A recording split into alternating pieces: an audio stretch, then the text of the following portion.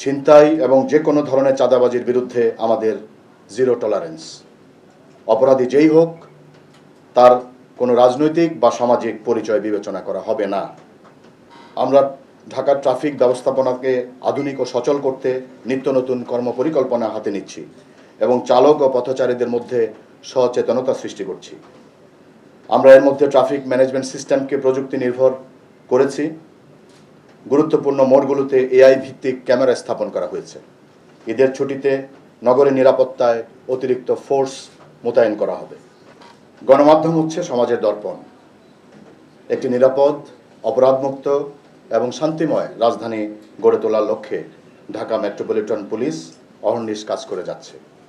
আর আমাদের এই যাত্রায় আপনারা অর্থাৎ সাংবাদিক সমাজ সবসময় অত্যন্ত গুরুত্বপূর্ণ এবং সহযোগী ভূমিকা পালন করছেন।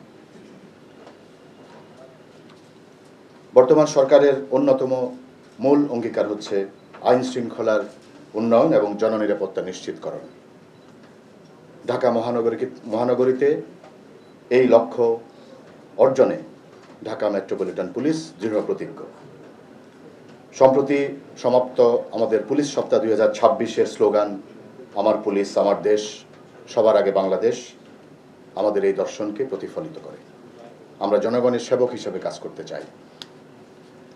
প্রিয় সাংবাদিকবৃন্দ, ঢাকা মহানগরীতে প্রায় 3 কোটি মানুষের বসবাস। এই নগরীতে ছিনতাই,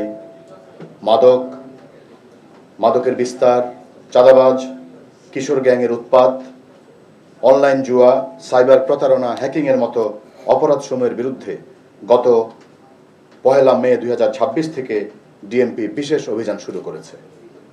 cyber hacking, cyber bullying, online জুয়া, প্রতারণা সহ অনলাইন ভিত্তিক অপরাধসমূহ প্রতিরোধে ডিএমপি নিরলসভাবে কাজ করে যাচ্ছে।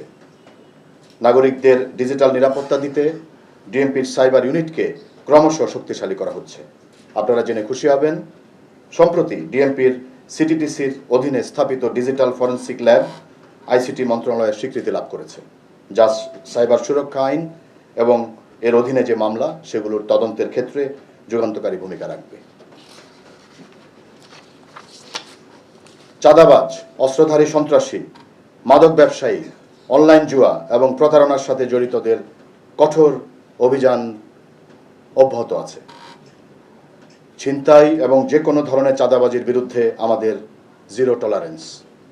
অপরাধী যেই হোক তার কোনো রাজনৈতিক বা সামাজিক পরিচয় বিবেচনা করা হবে না।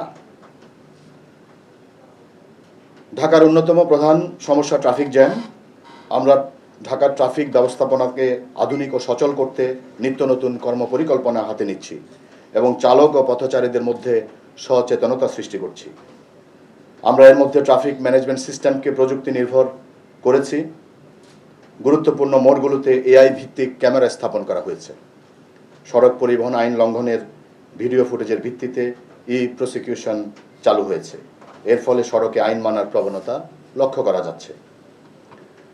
নাগরিকদের অনলাইন জিডি করার সুবিধা সহ সকল ধরনের অপরাধের তথ্য শেয়ার করার জন্য হ্যালো ডিএমপি এবং হোটেলে অবস্থানকারী সন্দিগ্ধ ব্যক্তি ও অপরাধীদের শনাক্তকরণের নিমিত্তে হোটেল বর্ডার ইনফরমেশন সিস্টেম সহ বেশ কিছু প্রযুক্তি নির্ভর অ্যাপস চালু করা হয়েছে। ডিএমপিকে আরও জনবান্ধব, গতিশীল এবং জবাবদিহিমূলক করতে পুলিশের প্রযুক্তিগত সক্ষমতা বৃদ্ধি আমাদের অন্যতম লক্ষ্য। প্রিয় সাংবাদিকবৃন্দ, আসন্ন ঈদুল আজহার, কোরবানির পশুর হাট, ঈদ জামাত, শপিং মল এবং আবাসিক এলাকার নিরাপত্তা আমাদের কাছে সর্বোচ্চ অগ্রাধিকার। ঘরমুখী মানুষের নিরাপদ ও নিরবচ্ছিন্ন যাতায়াত নিশ্চিত করতে বাস টার্মিনাল, লঞ্চঘাট ও রেল স্টেশনে বিশেষ নিরাপত্তা ব্যবস্থা গ্রহণ করা হয়েছে। অতিরিক্ত ভাড়া আদায় এবং অতিরিক্ত যাত্রী বহনের বিরুদ্ধে কঠোর ব্যবস্থা নেওয়া হবে। ঈদের ছুটিতে নগরের নিরাপত্তায় অতিরিক্ত ফোর্স মোতায়েন করা হবে।